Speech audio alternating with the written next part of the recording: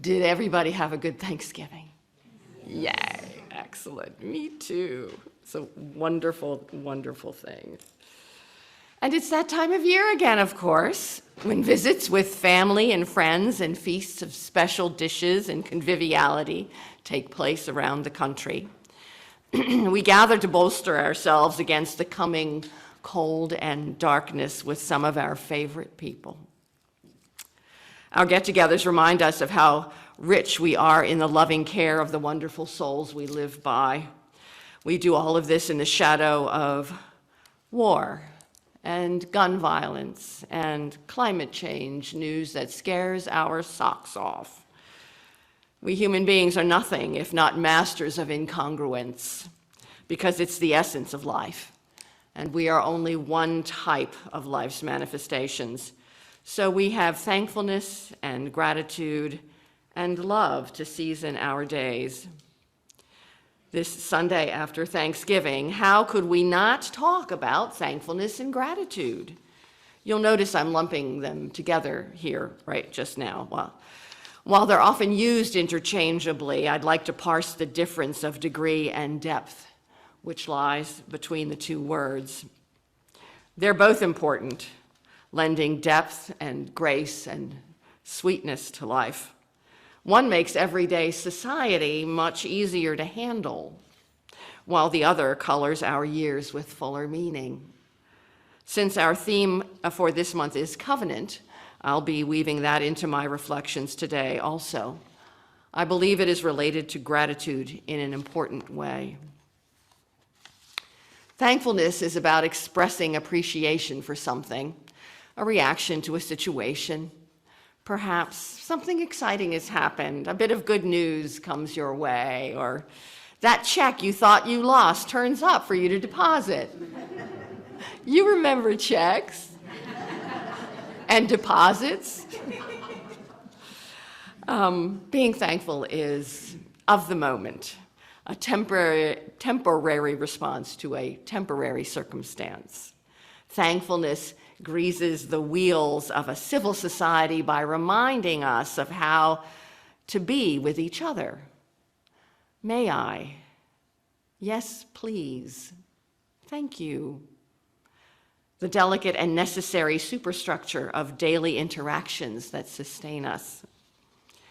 Gratitude is related to thankfulness, but it's stronger, deeper, and more thoroughly satisfying. It is not situational, but relies instead on appreciating daily life and expressing thankfulness even when nothing extraordinary happens to us. It may begin as thankfulness, but you can hold on to that feeling it generates, that attitude, as the thankfulness fades. I liken the relationship between thankfulness and gratitude as the relationship between those little 1 and 2 pound hand weights folks used to train with before they get to the 10-pound things. You've got to get your muscles used to the range of motion and the weight of things, of what you can do relatively easily before you move on to the big stuff that really taxes you, but can also be more gratifying and sustaining in the long run. As I age, I'd like to think that any loss of my physical muscle mass will be more than compensated for by an increase in my spiritual muscle mass. Gratitude means welcoming a life permeated with rich meaning. Author Anne Lamott says this more precisely as it relates particularly to relationship. Quote, "Most humbling of all is to comprehend the life-saving gift that your pit crew of people has been for you. All the experiences you have shared, the journeys together, the collaborations, births and deaths, divorces, rehab, and vacations, the solidarity you've shown one another. Every so often you realize that without all of them, your life would be barren and pathetic. It would be death of a salesman, only with texting and emails." Anne Lamott, end quote. Gratitude means that the more we appreciate and honor the many gifts of our lives, the more gifts, the more wonders and connections we see. We more readily see that what author Loretta LaRoche calls the bless in the mess, that some of our most profound, long-lasting gifts are not the ones wrapped in pretty bows and shiny paper. Some of those gifts are most fully realized during times of great loss and sadness, because it's then that we truly see the love of friends and family, the sweetness of small things that sustain us, and the timelessness of that which is most important. Englishman John Milton, that poet who wrote Paradise Lost, once wrote, "Gratitude bestows reverence, allowing us to encounter everyday epiphanies, those transcendent moments of awe that change forever how we experience life and the world." I know the word reverence can conjure religious connotations, which for some of us are comforting and for others are painful. I'd like to qualify the term right now by asking us to consider that we all revere something, someone, some ideas, somewhere.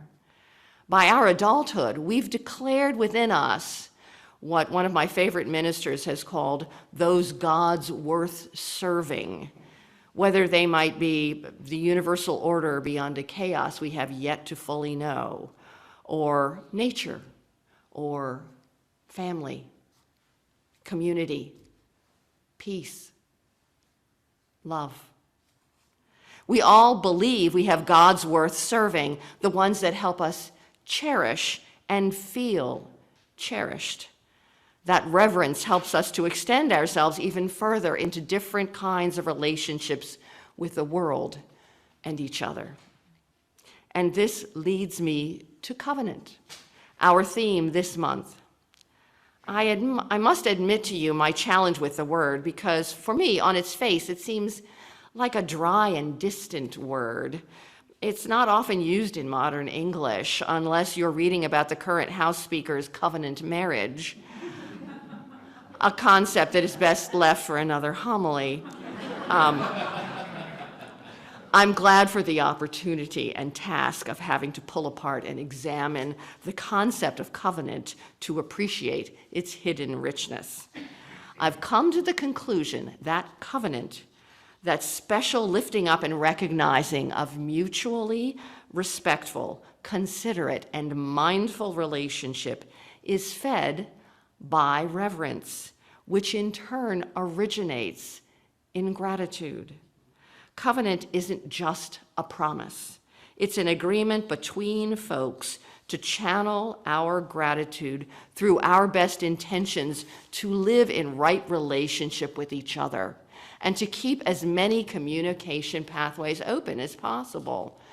To live in covenant means to be authentic with each other, to forgive each other, to speak the truth in love, to admit our weaknesses and respect our differences, to maintain confidentiality, and to make our covenantal group, whether it's this congregation or a committee or a group of friends, to make that group a priority.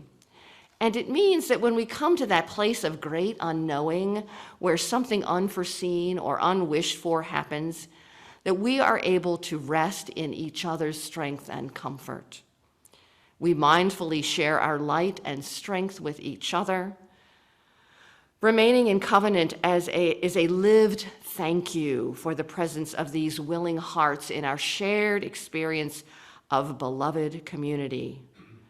Covenant then becomes not dry and distant, but a rich and nuanced gift. Thankfulness, gratitude, reverence, and covenant. May we dwell in the web of interconnectedness together, always. I'd like to close with these words from Albert Einstein. From the standpoint of daily life, however, there is one thing we do know, that we are here for the sake of each other.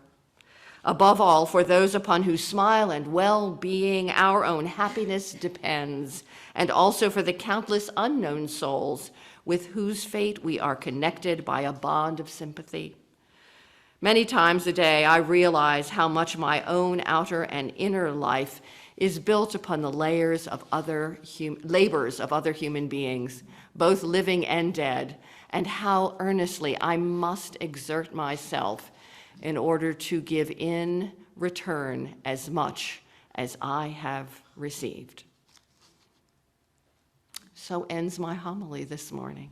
Amen, Ashe, so may it be.